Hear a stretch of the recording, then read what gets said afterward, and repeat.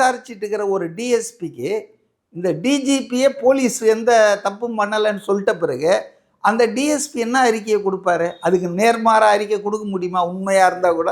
So இந்த விஷயங்கள்லாம் உச்சநீதிமன்றம் பரிசீலித்து தான் இந்த 5 பேரோ 4 பேரை கேட்டாங்க இல்லையா, இங்கே விசாரணை நடந்தால் நடுநிலையாக இருக்காது, எங்களுக்கு நீதி கிடைக்காது அப்படின்னு, அதை ஏற்றுக்குச்சு. அதில் நியாயம் இருக்குன்னு. அதனால தான் இந்த விசாரணை போதும் நிறுத்துங்க, நாங்கள் பார்த்துக்குறோன்னு சிபிஐ கிட்ட ஹேண்ட் ஓவர் பண்ணது மட்டும் இல்லை, சிபிஐ ஒழுங்காக பார்க்குதான்றதுக்காக அதுக்கு ஒரு monitoring committee retired supreme court judge தலைமையில் 3 மெம்பர் கமிட்டி ஒன்று போட்டாங்க, ரஸ்தோகின்னு ஒருத்தரை.